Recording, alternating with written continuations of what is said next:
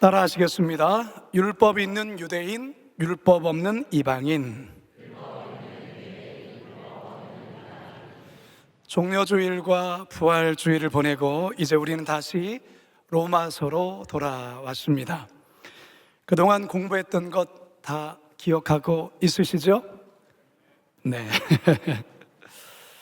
로마서는 대단히 논리적인 책이기 때문에 앞뒤 문맥과 내용들을 꼼꼼히 잘 살펴보지 않으면 이해하기가 쉽지 않습니다. 따라서 지난 내용들을 우리 성도님들이 잘 이해하고 있으셔야 오늘의 내용 또한 잘 알 수가 있습니다. 지금 사도 바울은 누구에게 편지를 쓰고 있습니까? 로마 교회 성도들을 향해 이 로마서 편지를 쓰고 있습니다. 로마 교회는 바울이 개척한 교회가 아니라고 했죠. 그렇기 때문에 사도 바울은 이 로마 교회를 꼭 방문해서 이 성도들과 친밀한 교제를 나누기를 그토록 원했습니다. 그렇다면 이 편지를 받는 이 로마 교회 형평과 상황은 어떠했는가? 사실 로마 교회 내에 좀 심상치 않은 기류가 흐르고 있었습니다. 서기 49년 글라우디오 황제의 유대인 추방령에 따라 로마 내에 살고 있는 유대인들이 로마를 떠나야 했습니다.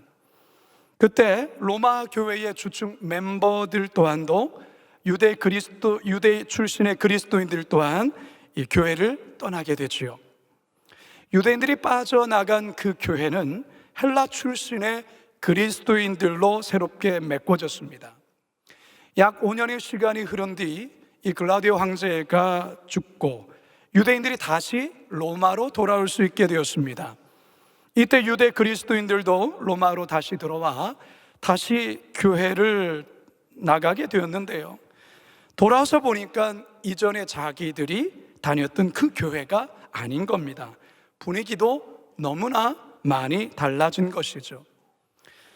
그러면서 이 공동체 안에 갈등이 시작되었습니다. 유대 성도들은 헬라 출신 성도들의 신앙에 예민하게 반응하며 자꾸 그들의 신앙을 지적을 했습니다. 헬라 출신의 성도들은 그런 유대인들을 대하는 것이 대단히 불편했던 것이죠. 물론 겉으로는 별 문제가 없는 것처럼 보였지만 속은 그렇지가 않았습니다. 이런 상황에서 바울이 이 로마서를 씁니다. 바울은 무엇보다도 로마 교회에 예수 그리스도의 복음을 자세히 잘 알려주고 싶었습니다. 얼마나 이 마음이 급했던지 보통 편지 서두의 수신자에 대한 인사가 상례적인데도 이것조차 잊어버리고 복음을 한참 설명하다가 뒤늦게서야 안부 인사를 하는 해프닝도 있었습니다. 바울은 이 로마서 1장 후반부터 본격적으로 복음에 대한 내용을 풀기 시작하는데요, 하나님의 의에 대한 언급과 함께 인간이 저지르는 불의, 악에 대해 말하면서 이방인들의 추하고도 그 더러운 민낯을 낱낱이 고발합니다. 자, 그런데 이 고발의 칼날이 이제 이방인에게서 유대인으로 옮겨지는데 그게 바로 로마서 2장의 시작입니다. 로마서 2장 1절을 함께 읽습니다. 시작. 그러므로 남을 판단하는 사람아, 누구를 막론하고 내가 핑계하지 못할 것은 남을 판단하는 것으로 내가 너를 정죄함이니 판단하는 내가 같은 일을 행함이라. 아멘. 결론적으로 바울은 죄를 범한 자들마다 그 행위대로 심판을 받게 된다고 선언합니다. 자, 바로 이때 유대인들이 이 바울의 주장에 관해서 율법을 앞세우며 이의를 제기합니다. 그 내용이 오늘 본문과 그리고 다음 주에 나눌 본문이 바로 그런 내용입니다. 자, 그렇다면 과연 유대인들이 율법을 가지고 바울에게 제기하는 문제는 무엇이고 여기에 대한 바울의 설명은 어떠한지, 그리고 오늘을 살아가는 저와 여러분을 향한 하나님의 메시지는 무엇인지 우리 다시 본문으로 돌아가 살아계신 하나님의 음성 듣게 되기를 간절히 소망합니다. 첫 번째 따라하겠습니다. 율법이 있냐 없냐가 중요한 것이 아닙니다. 헬라어로 율법을 노모스라는 단어를 씁니다. 이 단어는 기본적으로 모든 종류의 규범, 규정, 질서, 관습, 관용법, 전통들을 의미하는 그런 단어입니다. 하지만 바울이 로마서에서 이 노모스, 율법에 대해 언급할 때는 대부분 토라, 즉 모세 오경을 의미하는 것으로 이해할 수가 있습니다. 유대인들에게 율법은 단순한 규범이 아닙니다. 하나님과의 특별한 언약 백성에 대한 증표로 여겼습니다. 그렇기 때문에 이 율법에 대한 유대인의 자부심은 정말로 대단했습니다. 율법은 하나님이 모세를 통해 이스라엘 백성들에게 친히 내려주신 유일무이한 법이며 이방인과 유대인을 구분하는 데에 하나의 표로 이해했던 것입니다. 따라서 율법을 소유한 자신들은 구원은 당연한 것이고 율법이 없는 이방인들의 지옥행도 당연한 것으로 여겼던 것입니다. 심지어 이때 당시 유대교인들이 아침마다 일어나서 기도문을 가지고서 기도를 했는데요, 그 아침의 기도문 속에는 3가지 감사의 기도문이 실려 있었습니다. 그 3가지 감사 중에 첫 번째 감사의 기도가 무엇이냐? 오 하나님, 저를 이방인으로 태어나지 않게 해주셔서 정말 감사합니다. 하나님은 이방인들을 지옥에서 쓸 땔감으로 창조하셨기 때문입니다. 이렇게 감사 기도를 했어요. 이게 무슨 감사 기도입니까? 그만큼 유대인들이 이방인에 대한 어떠한 인식을 갖고 있는지를 잘 볼 수가 있죠. 이방인들과 자신들을 구분짓는 표가 율법이라는 거예요. 여러분, 하나님께서 율법을 이렇게 이해하고 이렇게 사용하라고 유대인들에게 주신 겁니까? 절대 아니죠. 절대 아니죠. 이들은 율법에 대해 대단히 큰 오해를 갖고 있었던 거예요. 그래서 사도 바울은 이 같은 유대인들을 향해서 이러한 말로 일침을 가합니다. 12절 함께 읽습니다. 시작. 무릇 율법 없이 범죄한 자는 또한 율법 없이 망하고 무릇 율법이 있고 범죄한 자는 율법으로 말미암아 심판을 받으리라. 아멘. 무슨 말입니까? 율법이 있고 없고가 중요한 것이 아니라는 것이죠. 율법 없이 죄를 범한 자는 율법 없이 심판을 받게 될 것이고, 율법을 가지고 범죄하는 그 율법으로 말미암아 심판을 받는다라는 것입니다. 그런데 여러분, 이 말은요, 유대인들이 들을 때는 대단히 기분 나쁜 말이었어요. 왜냐하면 율법을 가진 자신들과 율법이 없는 이방인들을 똑같은 대상으로 말하고 있고 똑같이 심판받는다는 이 말이 유대인들에겐 기분 나쁘고 자존심 상한 이야기였다라는 것이죠. 아니, 어떻게 자신들을 율법이 없는 이방인과 똑같이 취급할 수 있는가? 그런 거예요.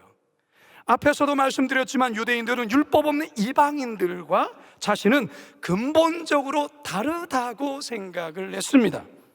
이게 바로 유대인들의 죄입니다. 즉, 왜곡된 선민사상, 비뚤어진 특권의식, 자기중심적 우월의식, 이게 바로 유대인들이 짓는 아주 심각한 죄라는 것입니다. 그런데 성도 여러분, 그거 아십니까? 오늘날 우리 기독교인들도 이 유대인과 같은 죄를 범할 수 있다라는 것 말이죠. 저와 같은 목회자들이 더 그럴 수 있어요. 사실 목회자들은 하나님의 특별한 부르심 속에 응답하여 주의 길을 걷는 자들입니다. 목사는 내가 목사가 되고 싶다 해서 되는 것도 아니요, 반대로 나는 절대로 목사가 안 될 거야 해서 안 되는 것도 아닙니다. 하나님의 강권적인 역사와 특별한 소명 속에 결국 순종하며 걸어가는 자들이 목회자예요.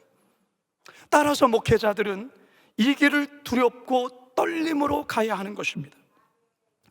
제가 어렸을 때는요, 목사님은 대단히 신비로운 존재로 생각을 했어요. 솔직히 화장실도 안 간다고 생각했어요. 그런데 어느 날 제가 교회 화장실에 가서 소변을 보는데 제 옆에 담임 목사님이 쓰셔서 소변을 보는 겁니다. 제가 그때 너무 큰 충격을 받았어요. 아니, 어떻게 목사님이 소변을 보시는가? 그랬어요. 그럴 정도로 목사님은 다른 차원의 존재로 그렇게 생각했어요. 이렇게 생각했던 이유 중에 또 하나는 부모님의 영향이 컸습니다. 그때 당시 우리 부모님들은 목사님을 그야말로 하나님의 특별한 주의 종으로 정말 특별하게 여기며 가까이 다가가는 것조차도 대단히 조심스러워했어요. 담임 목사님이 우리 집에 대신방을 온다고 하면요, 뭐 그 전날 가족들 모두가 집안 구석구석을 대청소를 합니다. 대청소, 막 유리창도 닦고, 아무튼 뭐 오만 집안을 다 까부시고, 아무튼 그래요. 어머니는 없는 살림에 평소에는 저희는 구경도 못하는 옥돔, 제주 옥돔 아시죠? 옥돔 조림을 하시고 전도 부치시고, 제주도 방언 말로 흰쌀밥을 곤밥이라고 해요. 곤밥? 이 곤밥도 지으셨어요. 평소에는 보리밥만 먹었는데. 솔직히 저는 목사님이 저희 집에 신방 오는 것보다 차려놓은 음식에 온통 마음이 가 있어요. 속으로 목사님이 음식을 조금만 먹고 많이 남겼으면 좋겠다, 그런 바람이 컸어요. 왜냐하면 그 먹다 남긴 음식은 이때 목사님 가시면 저희가 먹을 수 있었거든요. 이처럼 우리 시대 우리 부모님들이 목사님을 향한 그런 태도와 마음은 아주 특별했어요. 목사님을 하나님의 사람으로, 하나님의 특별한 사자요 종으로 여기며 섬겼던 거죠. 저는 이 마음과 태도 정말 귀한 마음이라 생각을 해요. 우리 자녀들 세대가 이렇게 복을 받을 수 있었던 것은 우리 부모님 세대의 그 신앙과 믿음 때문에 그 복을 받는다, 저는 생각을 합니다. 자, 그런데 여러분, 성도들의 이런 귀한 마음에 대해서 중요한 것은 목회자들의 마음이에요. 목회자들이 이런 성도들의 마음을 당연시 여기며 생각한다면 죄를 범할 수 있어요. 자칫 영적 우월주의에 빠질 수 있다, 그 말이에요. 나는 주의 종이니까 평신도와는 다른 존재야 라고 주장하며 성도들을 자기 말 잘 듣는 존재로 전략시키고, 자기 말 안 들으면 큰 화를 당한다는 식으로 불안감을 조성하며 목회하는 그런 목회자 될 수 있습니다. 그 죄를 짓는 거예요, 목회자는요. 사실 우리 교회 새신자 분들 중에 이러한 교회를 다니다가 신앙적으로 너무 상처를 받고 신앙적으로도 오래 방황을 하다가 결국 저희 교회 어찌어찌하다 와서 다행히 그 신앙이 회복되어 지금은 열심히 주님을 섬기는 분들이 더러 있습니다. 최근에도 있었어요. 저는 그런 성도를 보면서 제가 목사이기 때문에 저 스스로에게 다짐하는 거예요. 정말 하나님 앞에서 정신 바짝 차려야 되겠다, 이런 마음 갖게 된 거예요. 물론 이게 목회자에게만 해당되는 이야기일까요? 아니에요. 우리 모두에게 해당되는 거예요. 유대인들이 율법을 가졌기에 당연히 구원받았다는 이 잘못된 생각처럼 우리 기독교인들, 우리 성도들도 나는 어릴 때부터 교회를 쭉 다녔으니까, 난 교회에서 이런저런 몽사를 많이 했으니까, 나는 교회의 한족직분자니까 당연히 구원받았다라는 그런 잘못된, 그리고 영적인 우월감에 빠질 수 있다는 것을 기억하셔야 됩니다. 여러분, 율법이 있느냐 없느냐가 중요한 게 아니에요. 왜 율법을 주셨는지 그 이유와 본질을 깨달으셔야 하는 거예요.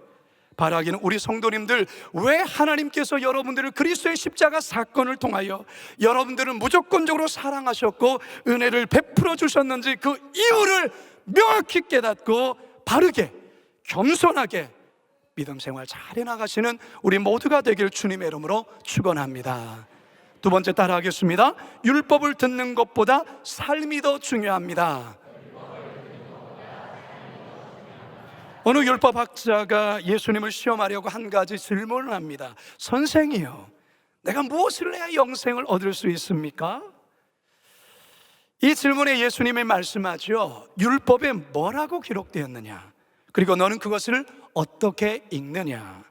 율법학자가 대답하죠. 내 마음을 다하며 목숨을 다하며 힘을 다하며 뜻을 다하여 주 너의 하나님을 사랑하고 내 이웃을 내 자신과 같이 사랑하라 하였나이다. 여러분, 이 말씀은요, 율법 중에 율법이에요. 신명기 6장 5절에 나와 있는 말씀인데요, 신명기 6장 4절과 5절 함께 읽습니다. 시작.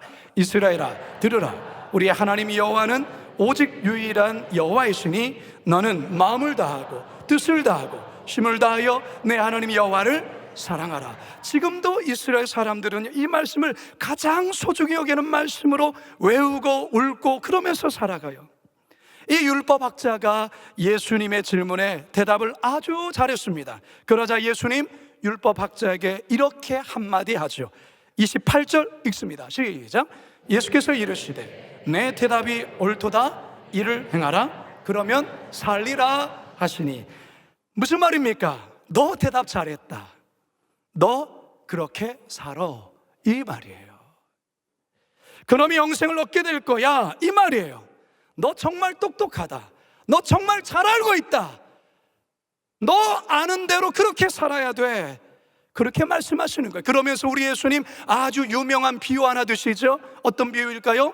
선한 사마리아인 비유. 여리고로 내려가다 하는 유대인이 강도를 만나서 강도에게 모든 재물도 뺏기고 엄청 두들겨 맞아서 피투성이가 된 채 버려집니다. 신음하고 죽어가는 이 사람 앞에 제사장이 지나가요. 그러나 그냥 지나쳐버리죠. 레위인도 지나가요. 그냥 지나쳐버리죠.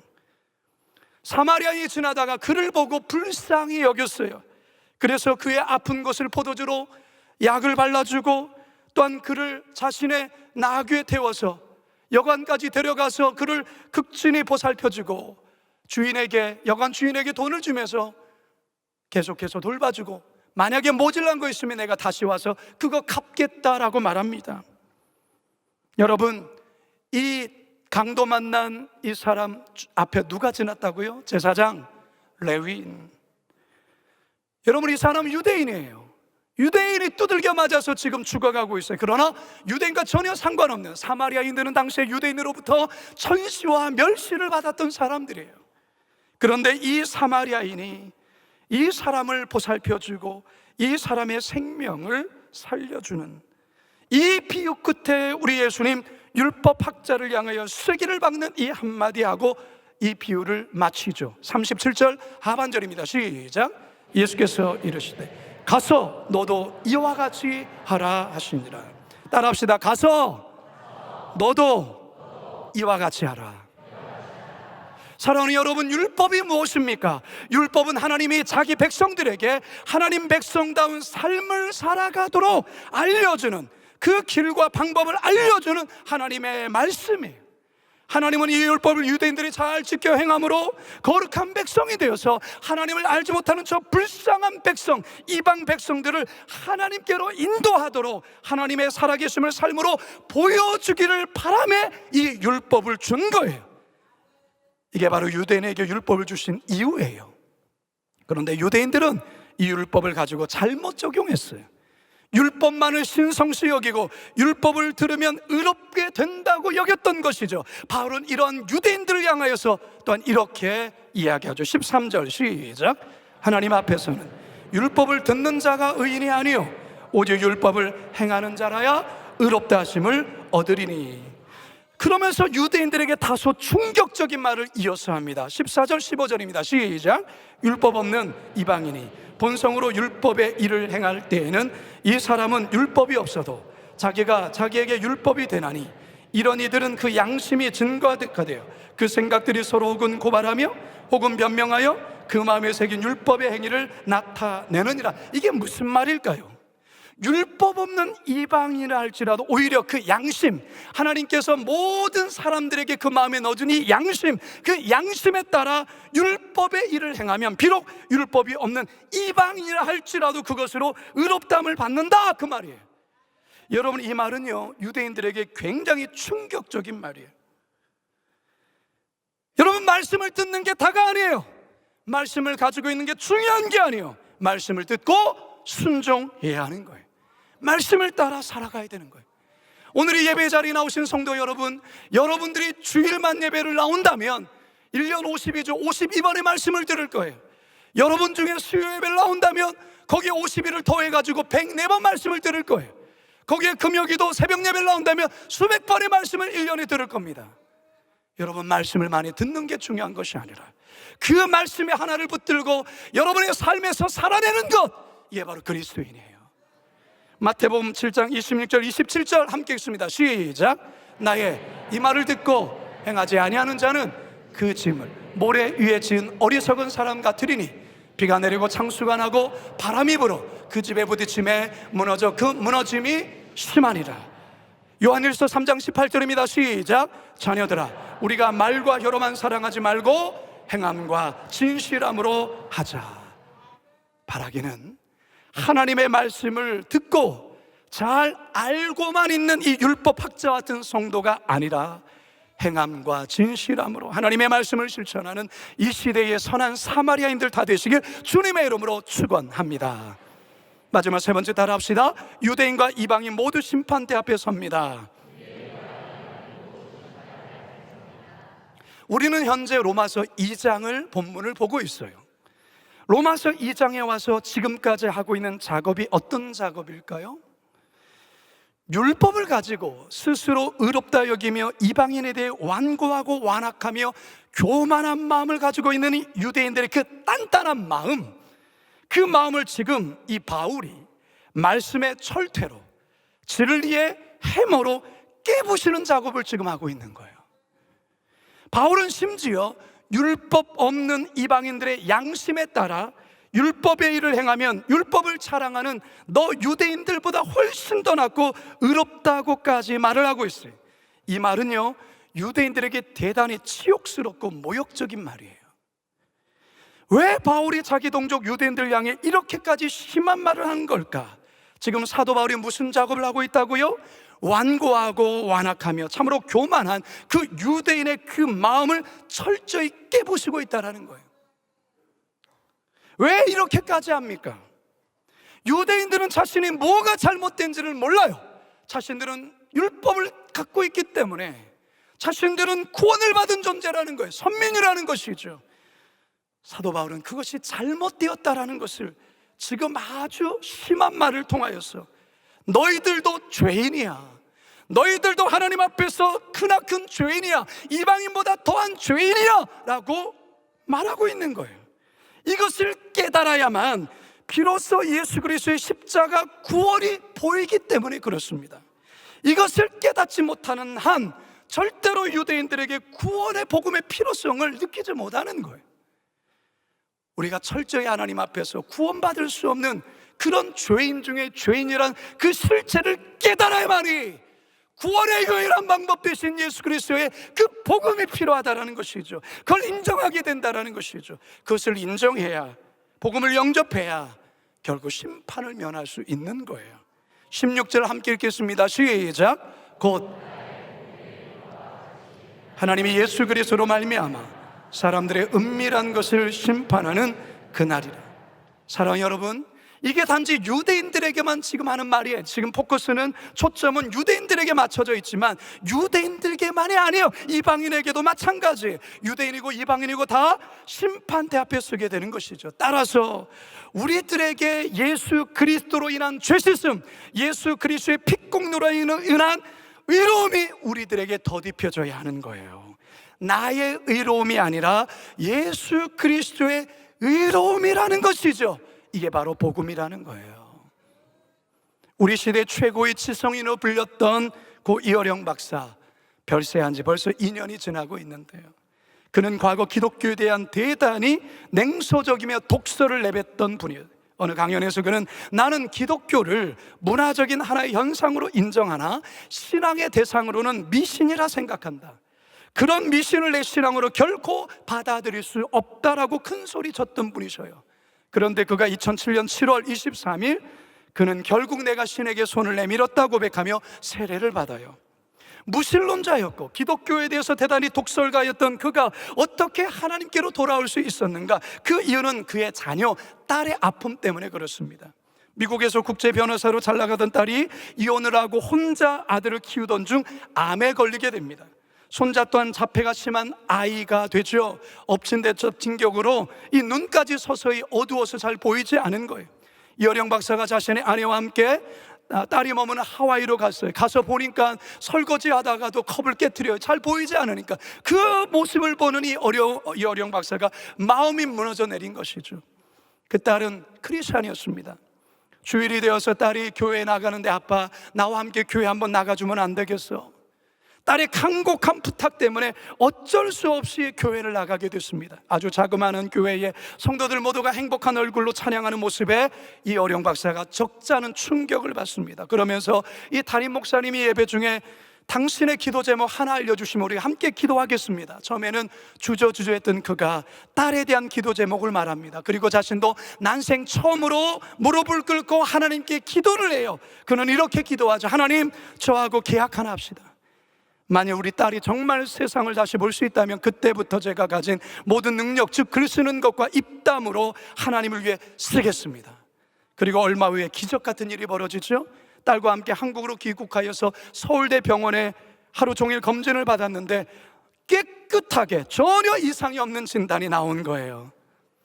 왜 이렇게 아멘이 적습니까? 남의 일이라고 그런 겁니까? 하나님의 역사로, 하나님의 역사예요. 물론 이 어령 박사가 와, 하나님의 기적이다라고 인정하며 교회를 나온 건 아니었어요. 의심을 던진 거죠. 자연적으로 난 건 아닌가? 여러 우여곡절 속에 그는 결국 예수님을 영접하고 세례를 받게 된 것이죠. 이 어령 박사가 신앙을 갖고 처음 펴낸 시집 하나가 어느 무신론자의 기도라는 시집을 펴냅니다. 여러분, 아마 여러분 주변에도 기독교에 대해 대단히 두꺼운 콘크리트와 같은 장벽을 쌓고 있는 이들이 있을 거예요. 여러분의 친구가 그럴 수 있고, 아는 지인이 그럴 수 있습니다. 회사 동료가 그럴 수 있고요, 여러분의 부모님이 그럴 수 있고, 또한 자녀가 그럴 수도 있습니다. 이어령 박사처럼 말이죠. 하지만 하나님 그들 모두 사랑하십니다. 그래서 그 완악하고 완고한 그 마음을 지금도 다양한 방법으로 깨트리고 있다는 것을 여러분 기억하셔야 됩니다. 때론 아픈 방법으로, 때론 극단적인 방법을 사용하시기도 합니다. 왜? 그를 사랑하시니까. 이 모든 게 주님을 만나는 과정입니다. 따라서 여러분들이 절대로 포기하지만 않는다면 그들도 분명히 예수님을 만나는 역사가 있게 될 줄로 믿습니다. 이제 저는 말씀을 마치려 합니다. 서양 연극 중에 단지 15분이라는 제목의 작품이 있습니다. 단지 15분. 주인공은 뛰어난 성적으로 박사 과정을 수료하고 논문 심사에서 극찬을 받습니다. 이제 학위 받을 날만 기다리고 있죠.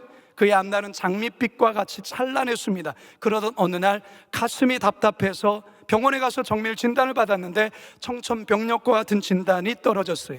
앞으로 살 날이 단 15분이라는 거예요.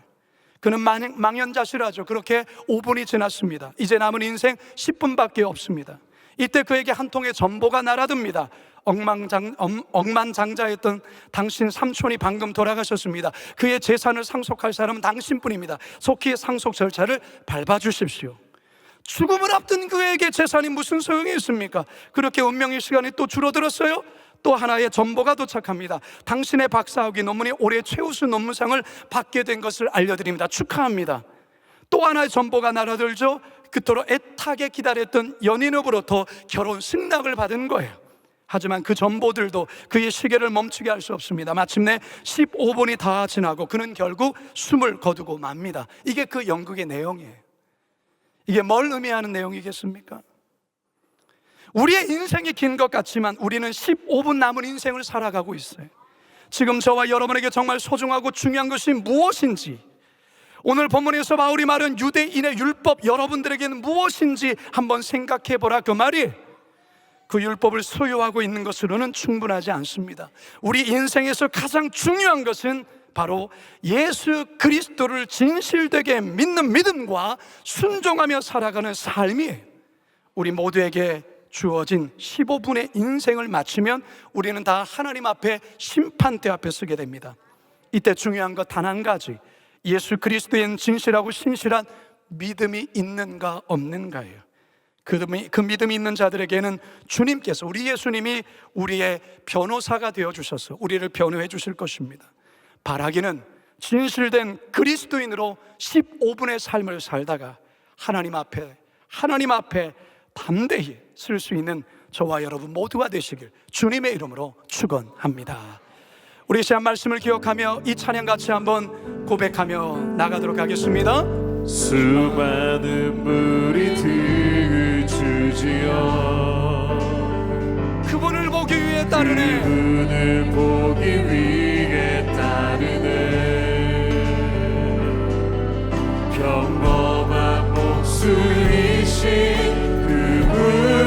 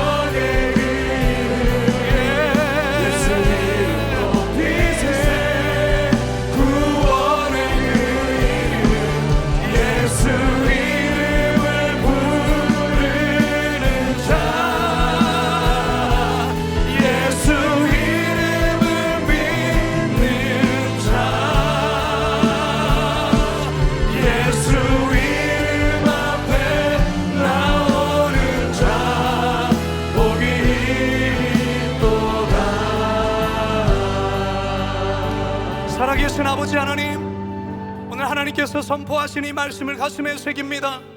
하나님 아버지, 유대인들이 범하였던 이 죄를 우리는 결코 범하지 않게 하여 주옵소서. 율법을 듣는 자가 의로운 자가 아니며 율법을 단지 소유한 것으로 하나님 자만함 가운데 빠지지 아니하도록 인도하여 주시옵소서. 하나님의 생명의 말씀을 삶에서 실천하게 하여 주시고 오직 예수 그리스도, 오직 예수 그리스도만을 위하여 살아가는 우리의 인생이 되게 하여 주시옵소서. 우리 모두는 인생의 끝날 심판대 앞에 설 줄로 압니다. 그 심판대 앞에 섰을 때 예수 그리스도 그 믿음만이, 신실한 삶만이 주님 앞에서 인정받을 수 있사오니 주님 똑바로 예수 믿게 하여 주시고 우리의 남은 인생이 15분이라는 것을 깨달아 하나님 우리의 시간을 소중히 여기며 하나님의 말씀에 따라 순종하며 선하게 살아갈 수 있는 선한 영향을 끼치며 살아가는 모든 그리스도인들 되게 하여 주시옵소서. 감사드리오며 예수님의 이름으로 기도드리옵나이다. 지금은 우리 주 예수 그리스도의 은혜와 하나님 아버지의 놀라우신 사랑하심과 성령님의 감화감동 역사 충만하심이 주의 말씀을 듣고 말씀 앞에 순종하며 말씀대로 살아가겠습니다. 다짐하며 나가는 모든 성도들 머리 위에, 가정 위에, 거룩한 빛 광성교회와 이 나라와 이 민족 위에 영원토록 함께 하시기를 간절히 축원하옵나이다. 아멘.